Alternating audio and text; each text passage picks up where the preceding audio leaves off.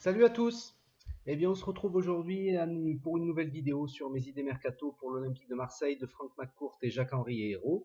Idées mercato, bien sûr, donc peut-être sur le mercato d'hiver, on verra en fonction des opportunités, mais surtout sur le mercato d'été 2017 et les suivants, puisque, d'après les dires du président Hérault, c'est là vraiment que le projet McCourt va véritablement débuter. Donc, dans cette perspective-là, on va plutôt parler et s'avancer sur ce mercato d'été 2017. Même si je reste à l'affût et s'il y a des possibilités au mercato d'hiver, on en parlera aussi.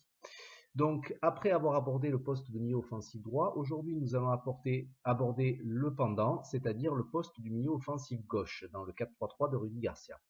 Et donc, comme je vous l'avais dit pour le milieu offensif droit, pour le milieu offensif gauche, je vais privilégier aussi, on va dire, un rôle non pas d'ailier, mais plutôt d'attaquant intérieur, c'est-à-dire un attaquant qui soit capable d'avoir à la fois une bonne pointe de vitesse, une capacité de dribble pour percuter, pour revenir vers l'intérieur, une bonne capacité de frappe et de finition pour mettre des buts sur son meilleur pied, et également aussi une capacité en termes de coffre et d'activité pour pouvoir travailler défensivement et suivre les montées de son latéral. Voilà.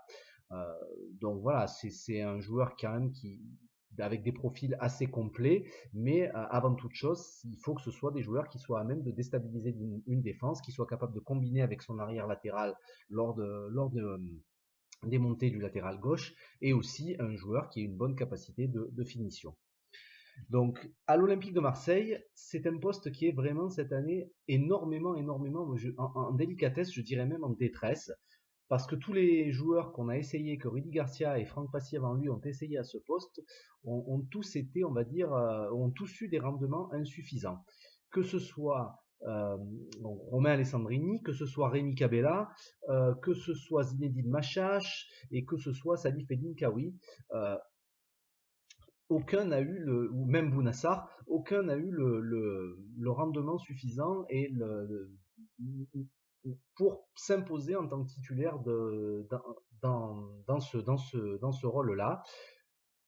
Si on doit les prendre un par un, bon, Romain Alessandrini, c'est un petit peu particulier parce que lui, je le vois plus sur un poste de milieu offensif droit et j'en ai déjà parlé dans ma vidéo précédente.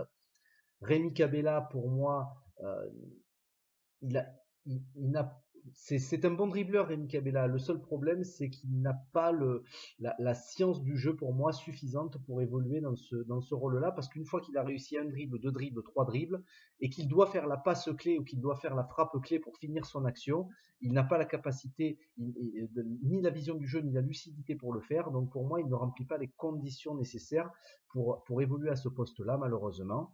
De la même manière, pour Bounassar, c'est plutôt le niveau technique pour moi qui est défaillant. Bounassar n'a pas le niveau technique ni en capacité de dribble, ni en capacité de frappe et de passe suffisante pour remplir pleinement ce rôle-là. Euh, quant, à, quant à Salif Eddin Raoui, du peu qu'on en a vu, du peu que j'en ai vu, ça a l'air d'être plutôt un joueur qui, alors déjà, il n'a pas l'air d'avoir une très grosse pointe de vitesse. Ça a plutôt l'air d'être un véritable meneur de jeu, un numéro 10. Et il a besoin, je pense, d'être dans le cœur du jeu, Salif Eddin Raoui, et pas sur un côté. Et du coup, je ne le vois pas non plus à ce poste-là. Quant à Zinedine Machache, eh bien, c'est peut-être le cas le plus compliqué, Zinedine Machache, parce que pour l'instant, c'est un joueur qui a une très bonne qualité technique, pardon, c'est un joueur qui a une très bonne qualité de dribble, d'élimination et de passe. Le problème, c'est que Zinedine Machache déjà est très inconstant, ne serait-ce que dans ses performances, mais aussi dans son mental. Et finalement, j'ai l'impression que ce joueur cherche encore un petit peu son poste. Et à son âge, avec son statut, n'oublions pas qu'il n'est que prêté par le TFC, je, honnêtement, je ne le conserverai pas dans l'effectif, tout simplement. On pourrait peut-être l'acheter, mais je ne le conserverai pas dans l'effectif, tout simplement parce que j'attendrai, moi, qu'il se soit fixé vraiment à un vrai poste. Et pour l'instant, je n'arrive pas vraiment à savoir quel est véritablement son poste. Et moi, j'ai besoin d'un joueur pour évoluer en tant que titulaire dans ce couloir gauche, sur ce côté gauche, qui soit vraiment, on va dire, affirmé à ce poste-là, quoi. Voilà. Donc finalement, le seul joueur qu'il reste, on va dire, c'est dans l'effectif de l'Olympique de Marseille, c'est Clinton Ndiaye. Alors Clinton Ndiaye, bon an mal an, il a été lui aussi très inconstant à ce poste-là. Clinton Ndiaye, on pourra peut-être on peut revenir et on peut lui reprocher son manque peut-être d'implication. D'ailleurs, c'est ce qui a priori, Rudy Garcia a tendance parfois à lui reprocher son manque d'implication, son manque d'envie. Mais force est de constater que Clinton N'Jie arrive quand même à être le joueur le plus tranchant sur ce côté gauche. C'est le joueur qui est le plus rapide. Donc c'est vrai que d'avoir une bonne pointe de vitesse, ça permet de stabiliser une défense aussi. Il a une bonne capacité de dribble et surtout, il a une capacité de finition qui est appréciable par rapport à tous les autres. Du coup, Clinton N'Jie n'étant que prêté par Tottenham, si l'Olympique de Marseille a la possibilité de négocier un petit peu son option d'achat, car je crois que l'option d'achat est entre 11 et 13 millions d'euros, ce qui est à mon avis trop cher, mais si l'Olympique de Marseille a la possibilité de négocier cette option d'achat à la baisse, pourquoi pas garder Clinton N'Jie dans cet effectif-là, mais pas en titulaire à un poste de doublure. Voilà. Donc moi, Clinton N'Jie est un joueur qui pourrait me convenir, qui pourrait figurer dans cette Olympique de Marseille-là, mais pas un poste, pas dans un rôle de titulaire, mais plutôt dans un rôle de doublure, pour faire la différence, par exemple en fin de match, si jamais il y a besoin, et voilà, pour déstabiliser peut-être des défenses déjà bien fatiguées. Après, voilà, Clinton N'Jie, de toute façon, dans un Olympique de Marseille qui se veut ambitieux, avec des ambitions à la fois nationales et européennes, il aura du temps de jeu de toute façon. Hein. Donc je pense que ça pourrait être intéressant de le garder, à condition bien sûr de pouvoir négocier un petit peu son option d'achat à la baisse avec Tottenham. Voilà.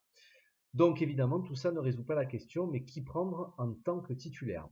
Eh bien moi je vais vous soumettre deux joueurs, un joueur étranger et un autre joueur de Ligue 1. Pour éventuellement pouvoir évoluer en tant que titulaire sur ce poste de milieu offensif gauche. Alors le premier joueur, c'est un joueur ukrainien qui est actuellement prêté par le FC Séville en Allemagne, à Schalke 04. Et ce joueur, c'est Yevhen Konoplyanka. Alors Konoplyanka, c'est un joueur qui a été formé à Dniepropetrovsk, qui était très très performant dans le Dniepropetrovsk, qui s'est hissé jusqu'en finale de l'UEFA il y a quelques années, de la Ligue Europa. Il a ensuite été transféré à la fin de son contrat en Ukraine, il a été transféré dans le Séville d'Unai Emery et il n'a pas réussi à s'imposer dans le Séville d'Unai Emery. Du coup, là, cette année, il a été prêté à Schalke 04 où il est régulièrement titulaire, où il arrive à gagner pas mal de temps de jeu. Et moi, c'est un joueur que j'aime bien, Yevhen Konoplyanka, tout simplement parce que c'est un joueur, un petit peu comme NG d'ailleurs, qui a une très très grosse pointe de vitesse. Il est très très rapide. C'est un excellent dribbleur. C'est un joueur à qui il est très très difficile de prendre la balle. Mais à la différence de Clinton NG, c'est un joueur qui est capable de lâcher le ballon au bon moment et de véritablement créer de très très bonnes situations de but de par sa capacité à voir le jeu. Voilà. Donc c'est un joueur qui est très très intéressant dans ce rôle-là et c'est également un joueur qui est capable de mettre pas mal de buts de par justement et de provoquer pas mal de bons coups francs et de bonnes situations de but de par sa qualité de dribble et de par sa vision du jeu aussi. C'est un joueur qui est très qui aime bien demander le ballon dans les intervalles aussi. Donc c'est un joueur qui aime bien se déplacer, qui est très bon dans ses déplacements, qui est très bon dans son dribble. Donc c'est pour moi un joueur que je verrai très très bien en tant que titulaire à ce poste-là. Après, le petit problème de Konoplyanka, c'est, on va dire, sa contribution à l'effort défensif, c'est-à-dire que c'est un joueur qui, malgré ses 27 ans, alors c'est un joueur qui a de l'expérience, c'est un international vraiment confirmé, titulaire en équipe d'Ukraine, c'est un joueur qui a connu, encore une fois, les joutes européennes, c'est un joueur qui a une grande expérience aussi européenne, mais c'est un joueur qui a toujours du mal à avoir le coffre suffisant pour tenir tout un match, surtout s'il doit beaucoup travailler défensivement, et on l'a d'ailleurs un petit peu vu pendant l'Euro 2016, où il devait énormément travailler face à des équipes qui étaient soit plus fortes, comme la Pologne ou l'Allemagne, soit qui étaient très regroupées, donc il devait fournir énormément d'efforts, et du coup on le voyait beaucoup moins pendant les matchs en raison des efforts fournis. Donc c'est vrai que c'est un petit problème avec ce joueur-là, mais dans une équipe, on va dire, qui garde la possession du ballon, comme souhaite le faire Rudy Garcia, je pense que Konoplyanka peut être un joueur très intéressant dans un 4-3-3 de ce type-là. Après, voilà, il a eu du mal à rentrer dans le schéma d'Unai Emery à Séville, tout simplement parce que Unai Emery lui demandait de faire énormément d'efforts défensifs aussi, et c'est vrai que Konoplyanka avait beaucoup de mal à réaliser ses efforts. Et puis il faut dire que Séville avait aussi quand même un effectif où la concurrence était très très rude et Konoplyanka a eu du mal à se faire sa place, ce qu'il parvient quand même mieux à faire depuis qu'il est prêté à Schalke 04. Après, voilà, il faudra voir si Séville est enclin à s'en séparer, d'autant plus qu'en mois de juin, il lui restera encore 2 ans de contrat. C'est un joueur qui est quand même coté à plus de 18 millions d'euros, je crois, par Transfermarkt, il me semble. Donc c'est extrêmement cher, mais c'est un joueur dont Sampaoli ne veut pas à Séville.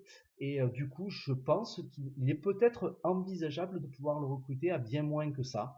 Donc après, voilà, il reste à voir si Schalke 04 ne lèvera pas l'option d'achat, puisque je crois qu'il est prêté avec une option d'achat de 13 ou 14 millions d'euros, il me semble, à Schalke.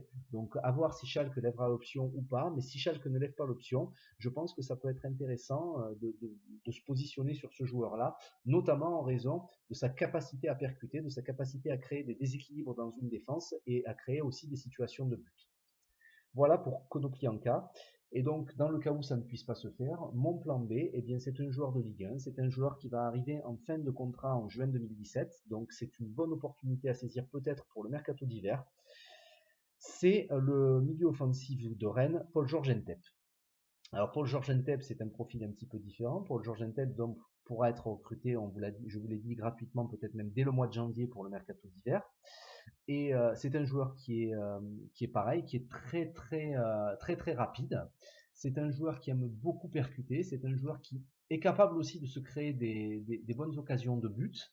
Après, moi, pourquoi je ne l'ai pas mis en plan A malgré sa situation contractuelle? Alors, c'est un joueur un petit peu comme Konoplyanka qui a du mal aussi à tenir la distance sur tout un match. Mais bon, il est plus jeune, Ntep, il n'a que 24 ans, donc il va peut-être progresser dans ce domaine-là aussi. Et c'est pas ce qui me gêne un petit peu avec lui. Ce qui me gêne, c'est son inconstance. C'est-à-dire que c'est un joueur qui peut complètement passer au travers, alors pas forcément que sur un match, mais sur une petite période, et ensuite va réussir des séries de 3-4 matchs assez bons, voire même très bons. Et du coup, c'est vrai que c'est un joueur pour évoluer dans un poste de titulaire à l'Olympique de Marseille qui me semble encore un petit peu tendre. Malgré tout, je le mets quand même en plan B en raison de sa situation contractuelle et en raison d'une plus-value potentielle qu'on pourrait refaire, que nous pourrions faire si jamais le cas échéant, il ne donnait pas forcément satisfaction. Ça pourrait être un joueur avec une plus-value intéressante, d'autant plus si on le recrute alors qu'il arrive à la fin de son contrat. Voilà, donc voilà un petit peu pour mes idées au poste de milieu offensif gauche. Konoplyanka en plan A, Paul George Ntep en plan B, et moi je conserverai Clinton Ndiaye malgré tout pour doubler le poste. Voilà, donc n'hésitez pas à me dire si vous avez d'autres idées et on se retrouve donc prochainement pour aborder le dernier poste, le poste d'avant-centre. À bientôt!